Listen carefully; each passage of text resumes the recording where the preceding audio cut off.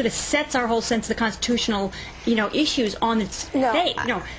What happened to the Fifth Amendment? What happened to the Fourth Amendment? 10 years ago, biometrics, robotic spies, and state surveillance were the makings of a sci-fi flick starring Tom Cruise. Set up a perimeter and tell them we're en route. Today, many scenes from the Hollywood blockbuster Minority Report have arguably become an American reality, with life ominously imitating art. You're walking down the street, and the camera that takes a picture of you is able to compare it through facial mapping, is able to compare it to your driver's license photo or some other photo, maybe a mugshot, maybe a surveillance photo, and say, all right, Marina was on the corner of 42nd and 8th at 3 o'clock last Saturday. Watchful police cameras like these have some people thinking Big Brother. To others, they are a dazzling new crime-fighting tool. No city in America has a surveillance system as vast and sophisticated as the one here in Chicago. Cameras big and small seem to be almost everywhere. 10,000 by some estimates. The live footage is watched around the clock at a city command center.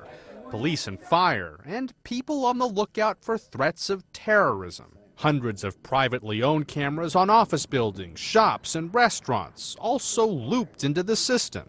High-tech software can look at footage, hunting for certain cars or shapes, then sounding alerts. Now, more cameras are going in. Police say so-called covert cameras may be next, as small as a box of matches. This infrastructure is expected to grow as Mayor Rahm Emanuel announced plans to use a $650,000 federal grant to add cameras to what he called key buildings, including the Chicago Board of Trade and the Federal Reserve Building. And it's not just Chicago with thousands of surveillance cameras. New York City has thousands. Downtown Baltimore has them. San Francisco. When you look at what these systems actually do when they link together, in the case of Chicago, 10,000 cameras, and they're quite sophisticated, and they have the ability to recognize faces and to track people from one camera to another. What that means is they can actually figure out where you're going all day long, and that which reveals a lot about your personal life, even if it is all filmed in public property. This is Google Earth as people know it now.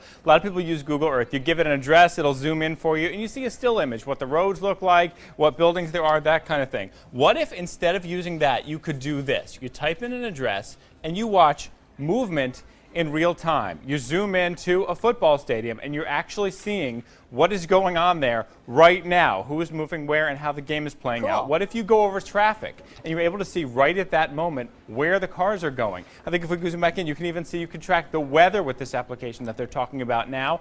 And this could apply all sorts of places. You could go to a park and see who's playing there, how crowded it is. You could see how many pedestrians are in an area. That is what we're talking about right now with this technology here that's being called augmented Earth. And here's the idea basically behind it, augmented aerial Earth. What they've done, these researchers, and we can actually take it full if you want, you guys have it. What they've done is they've combined two technologies out there. You have this Google Earth thing, and then you have all these cameras out there that are already watching us, that are publicly available, whether they're traffic cams that are out there or cams that universities make available, or there are cameras out there at beaches. And these researchers at Georgia Tech said, wait a second, what if you combine the two, make it so all the information from these cameras becomes readable on this technology that's like Google Earth? Type in an address, you might be able to track actual movement on the ground by animating exactly what those cameras are picking up. You can pick up all sorts of information that way, Heidi. Yeah, but I'm a little confused only because you don't have any control, or they don't have any control over the cameras, right? That's you can't right. Just point them where you want them. So it wouldn't be everywhere on Earth, but there are so many cameras out there already watching us that you would see that there are a lot of places that they could pick up that information about and be able to show you what's going on there in real time. First, there were eyes on the street, and now there are eyes in the skies. The Director of National Intelligence has given the go-ahead for the nation's spy satellites to be used regularly by U.S. civilian agencies and law enforcement. Spy satellites have primarily been used overseas to monitor things like war zones and terror training camps. While they can provide crucial high-resolution images, there are limits to what these satellites can do. They can't see faces, and they can't listen. At least that's what the government claims. And what we've seen is a counter-terror creep in our local police forces through a program called JTTF, or the Joint Terrorism Task Force, where the FBI and even the CIA are able to come in and dictate to local police forces how they can treat, monitor, and spy on local populations. There's been a lot of talk about the invasion of these body scanners at the airports, but what about mobile scanners? Has nothing to do with the airports. There are vans right now being used in the United States that can look inside passing vehicles or inside buildings, like that one. See that white van right there? That's right, using the same technology that's in those airport scanners. Feds are now using these mobile X-ray vans, and they can see through cars, walls, and clothing. This is a technology that was originally developed for Iraq to be able to assess vehicles that may be under the control of people who would pose a threat to our forces. But now this technology is coming home, and it's being used against U.S. citizens. I got to tell you, one of the things that really made me sit up and take notice, among other things in this article, is you make a comparison between Memphis and Kabul, and similar kinds of techniques and technologies used in the fight against terror. The U.S. government uses them to spy on terrorists from high in the sky in places like Afghanistan and Pakistan and Yemen. Terrorists, you know. Now unmanned aerial drones could soon be flying over neighborhoods right here in America. Now, police still need to get the FAA's approval to actually fly these things. The FAA is trying to streamline that, but there are a lot of people that still believe these unmanned aerial vehicles still pose a big danger to general aviation, Shep. But there are privacy concerns, obviously. Yeah, because the reason cops love them is the same reason the privacy advocates hate them. They're sneaky. Because you can't hear them and you can't see them very well, they're very good at spying. 120 meters above the ground, an unmanned drone uses its heat-seeking camera to help a policeman track down a suspect. A pilot on the ground is using a laptop and a joystick to fly the drone by remote control. He directs his colleague in the search. Target should be 1 o'clock low, 20 meters. The live video signal is coming from an aircraft called a Shadowhawk, which Deputy Chief Randy McDaniel of the Montgomery County Sheriff's Office says will be a powerful tool for all kinds of police work. Cadillac subject just pulled an assault rifle out of the back of the Cadillac. Yes, we can read a license plate from 400 feet in the air. You can count on our scientists and innovators to come up with things to make it better, and make our soldiers more effective in battle. And how about this? A better eye in the sky. They're calling it the Blue Devil. It's a huge thing. They call it the size of an enormous, which was already a freakishly large blimp that's in the sky. 7 times the size of the Goodyear blimp. And here's what is interesting. Is that, that we hear that the Predator drone is a great way to keep an eye on things from the sky. But effectively, the viewpoint they have is like looking down a straw, down a soda straw. With the Blue Devil, what they can do is they've got so many cameras on board, they can actually take a look and know exactly what's going on over 36 square miles. And normally, to be able to analyze all that stuff, you would need 2,000 analysts. But instead, they've got these supercomputers on board that do all the figuring out about, okay, we just heard somebody right over there say this, how do we follow them? Wow. Have you guys ever been inside a blimp? Super blimps. There it is. Eyes in the sky for Homeland Security. The exact photo I told you about. That's from 2005. That's one of the more primitive design ones of Homeland Security right there on screen. I sent you a bunch of clips. Just show one of the local news clips of Salt Lake City. Here it is. Giant UFO over Salt Lake. This is one of the shorter clips. You can go watch longer ones. Go ahead and turn it up. Excited calls came into police and TV stations. So what the heck is going on in our skies? What's hovering over Salt Lake City? Is it a rocket, a blimp, a UFO? A strange object seen in the skies has residents scratching their heads. The craft floated overhead for several minutes before disappearing. Salt Lake air traffic controllers said their radar didn't pick up anything. The government won't say what it is, but is it aliens or is it a secret craft? It's a blimp. It's a blimp. It's a blimp. Look, it's a blimp with tail fins. Looks like the Hindenburg. It's got propellers on it. They treat you like children and just tell you it doesn't exist and you're seeing things when giant blimps are flying around. And they're only seen when they launch, because when they go up to 100 to 120,000 feet, They are tiny. But here's the thing, you 4 miles high. And the best thing about it is you can coordinate the information in less than 15 seconds. So what you see, what you hear, you can actually get it back to the men and women fighting this battle. The thing is, it's not together yet. The Air Force is not even set on the cameras it's using and the listening devices, but they're that optimistic that they released it. Yeah, in fact, they're that optimistic, they say it's going to be in the sky on October 14th. Technologies that were honed for the fight overseas are being used by police departments now. That's everything from automatic license plate readers. And now they're talking about, and states already have this, Texas does, license plate reading systems that know when your insurance is up. You're in a database. Squad cars equipped with license plate recognition cameras. Turning on swivels, they scan plates. The images processed on laptops inside the police cars and in what's called a real-time crime center. It's a license plate recognition device. Police can slap these things on their cars, capture the license plate of each and every car that passes by, and collect a treasure trove of information on drivers. These things are automated, too. If a cop sees a license plate, he's got to put the numbers in manually. These cameras just capture them, scan them automatically, and enter them in a database. When you scan license plates, you develop patterns of people's travel. You know where they're going, how often they're going there. And that can be used in bad ways, especially if you put watches on certain license plates. Now the cops pull you over because you're on a no-drive list. And then they've said they're planning this. You won't be able to leave your house, just like in Nazi Germany where they first said you can't do business. You can't leave your neighborhood.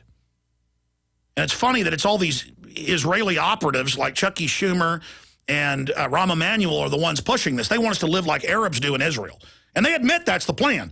But therefore, Israelis having M16s in Israel, just Americans can't have our guns. I'm sick of it. But there's other groups pushing this as well. But I'm calling these people out. Let's go ahead and play Obama again with his domestic security force. We cannot continue to rely only on our military in order to achieve the national security objectives that we've set. We've got to have a civilian national security force that's just as powerful, just as strong, just as well funded. The civilian military force just as big and just as strong as our military that Obama talked about in the campaign, we now know that's the TSA on the streets of America, breaking the law, sticking their hands down your pants, spying on you without warrants, illegal, sticking their hands down your pants, illegal. But tyrants know how to set the precedent, and as Cicero said, the traitor is the plague. Now, I wanted to get Dr. Paul Craig Roberts, former head of policy at the Treasury, the father of Reaganomics, best-selling author, syndicated columnist, on with us today. So you've said that U.S. President Obama is continuing Bush-era policies and that the United States is essentially a police state. Can you elaborate on that, please? Well, yes. We have this case of Afia Siddiqui, who is an American citizen who was kidnapped and held in the Bagram military base in Afghanistan for 5 years, secretly tortured, denied all her constitutional rights. The whole thing was totally outside all known American law. And now we've had the Dennis Blair, the head of national intelligence, announce that the United States government has a list of Americans that it will assassinate abroad. So the government has announced it's going to kill its own citizens without arrest, without trial, without conviction of a capital crime. It's just going to shoot them down somewhere. Well, these two things together are the definition of a police state. And we have a number of constitutional scholars in our most distinguished law schools who have said that these proposals not only are totally illegal under American law, but constitute war crimes under the Geneva Conventions.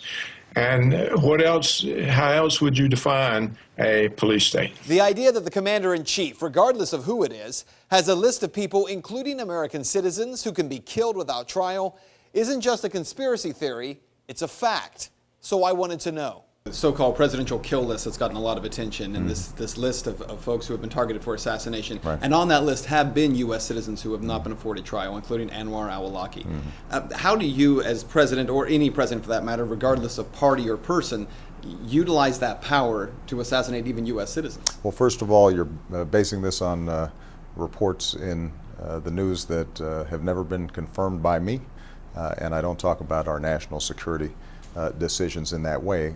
Well, what an answer. The president won't confirm that list, but he won't deny the list.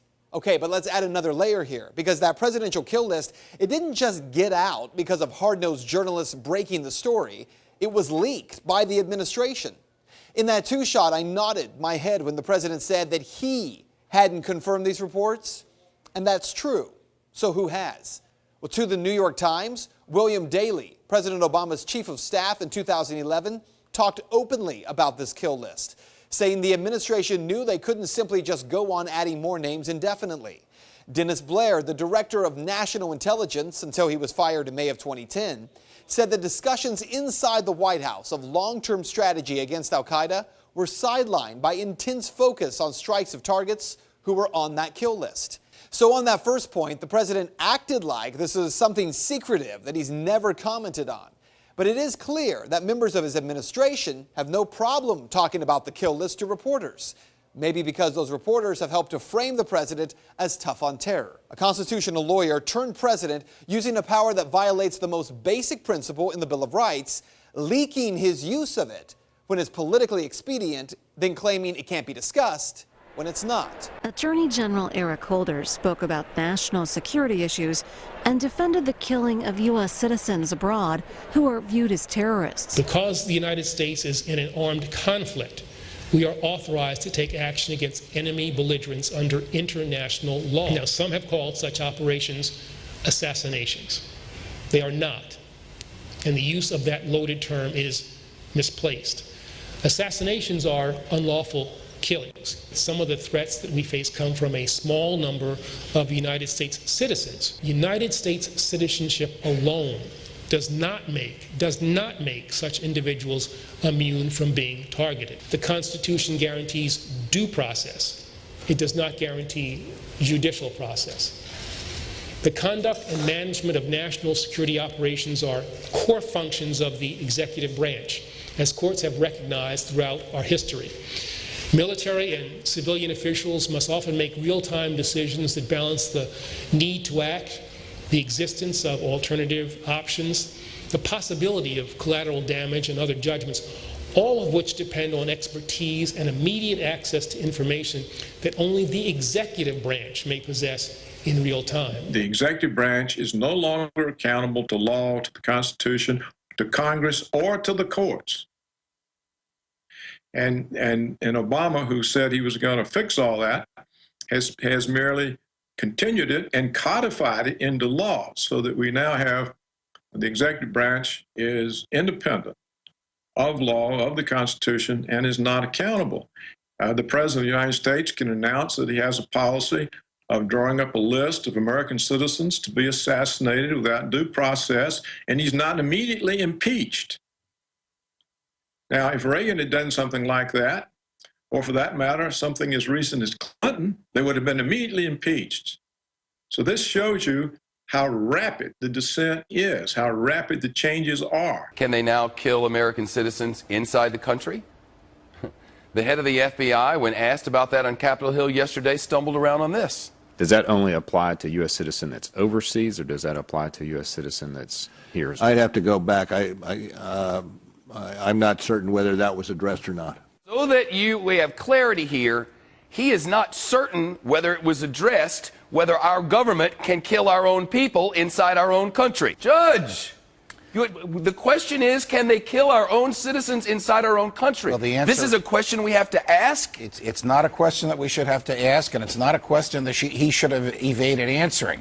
I think he probably knows that the answer is no, but he doesn't want to frustrate his bosses, who articulated just 2 days earlier that the answer is yes. Because at a speech on Tuesday at Northwestern University Law School, the Attorney General of the United States manifested extraordinary ignorance of the Constitution of the United States and suggested the president can kill anybody he wants outside the United States if that person is dangerous, if that person has committed crimes, and if it's impractical to arrest that person. Not in the opinion of a jury, but in the opinion of the president and some secret advisors. The Constitution says to the contrary. The Constitution says if the government wants your life or your liberty or your property, it has to articulate to a jury what law you have violated and prove its case beyond a reasonable doubt to that jury. It's called due process. Without due process, the government could take anything it wanted and kill anybody it wanted. And Attorney General Holder ought to know that. I suggest that Bob Mueller does. And the reason he evaded that answer is because he wants to keep his job. The last time the federal government claimed that it could kill Americans was in the Civil War. And even Lincoln said it could only be done during combat. This federal government, this administration says it can kill Americans when they're riding with their children in a car in a desert. I have 2 words for you: predator drones. You will never see it coming.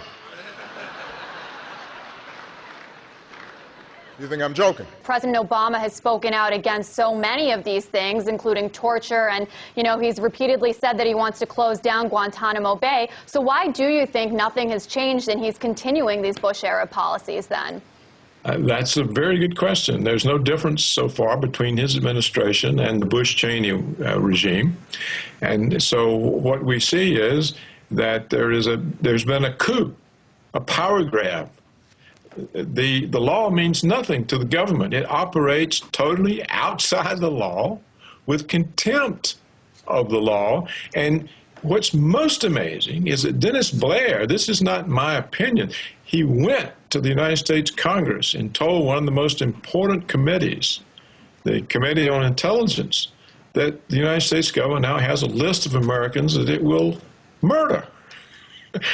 Well, how does this differ from Joseph Stalin? It's 75 years since Joseph Stalin set up his notorious special commissions known as troikas. The trios of judges would mete out swift sentences to those accused of political crimes. The troika was a commission of 3 members of the secret police, hence the name.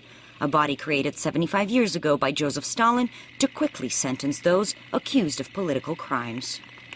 Lack of a fair trial may be shocking to most today, but even worse was the lack of evidence, condemning millions to death for nothing. Dmitry Kantaev is one of the very few lucky ones to have survived the labor camps. They took my father away one night with no explanations. They wanted to take away the whole family, but legally they couldn't arrest a young mother until her child was 6 months old. So they waited until I was of that age and took us to prison. From there we were moved to a labour camp. I was taken away after a few years by my grandparents, but my mother stayed there for 8 years. My father was executed and it took us years to find his remains. During the years of terror, over 40,000 people were shot in Moscow alone on groundless political charges. In the Soviet Union, that number reached millions. How is this all possible? How can the United States just simply disregard international law, and what should be done to stop this? I don't know how it's possible. I don't know how Joseph Stalin was able to murder all the heroes of the Bolshevik Revolution.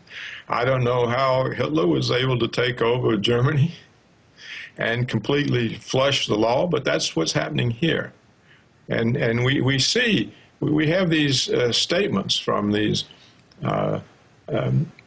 distinguished American legal scholars that this is not only completely against the Geneva Conventions and the Fifth Amendment of the United States Constitution, which requires a due process. But if you announce you're just going to murder people, there's no due process. And so I don't know what's going on. I don't understand how this happens or why the American people are so insouciant and inattentive. They just sit and take it. I don't understand why the Congress, when they were told this, didn't order this guy's arrest. I mean, we have a criminal, the head of national intelligence, who comes to the Congress and says we're going to murder American citizens. Nothing happens. If you believe you can kill an American citizen who's joined al-Qaeda, the al-Awlaki case, where the President of the United States made an executive decision under the rule of law, not through a court decision, to target an American citizen who had lined themselves with the enemy, then if you can kill them, which is pretty indefinite, why can't you capture and hold them? Domestic criminal law, this well serves us as a nation to deal with crime.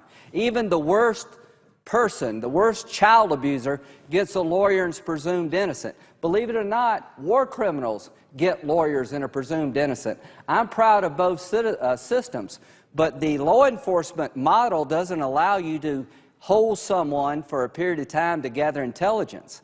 Under the law enforcement model, once you capture someone, you have to start reading them their rights and providing them a lawyer. Under the law of war model, you can hold someone who's part of the enemy force and gather intelligence. And all we're doing here in Congress is saying statutorily, we recognize the authority of this president and every other president to hold an enemy combatant for intelligence gathering purposes indefinitely, whether they're captured at home or abroad. What it does is to codify in law the claimed power claimed by Presidents Bush and Obama to put anybody, including American citizens, in jail forever, indefinitely, without any trial or due process whatsoever. This is an ancient right that we have defended for 800 years, for goodness sakes. To say that habeas is due process is absurd. It's the beginning of due process. If you don't have a right to trial by jury, you do not have due process. You do not have a constitution. What are you fighting against and for if you throw the Constitution out? This whole issue about whether the military may imprison terrorism suspects captured in U.S. soil without a trial. Yeah, absolutely. We're at war. I mean, what's wrong with that, giving them a trial? Well, you know, you don't try people in war. You put them in, you take them off the battlefield. Do you believe we're at war? Yes, I believe we're at war, but I think if you pick up an American citizen on our soil and you can hold them without bond. And when they say, I want my lawyer, you tell them, shut up. Your time is expired. Get a lawyer. You're an enemy combatant. An armed population is totally inconsistent with a police state. So now that they do have a police state, they're going to take away the guns. How exactly they'll go about it, one never knows. I don't think Americans will much longer be allowed to be armed. They're going to be disarmed because the only amendment left in the Constitution is a second one. If they can take away the right to due process, habeas corpus, the prohibition against cruel and unusual treatment because they now torture, if they can take all these away, they can take away the guns. And so it's just a question of them doing it. Probably won't be much longer. If I get on a subway in New York or a big city, I'd like to know there's no guns on that subway. If I go to a movie theater in a big city, I'd like to know there's no gun. I'd like to know there's no gun. I'd like to have a metal detector. That'd be nice, but I'd like to have a metal detector at movie theaters. I'd like to know there's less guns in the city. I wouldn't mind if a cop stopped people in the street if it looked like they had a gun. Sounds like you don't want to be free.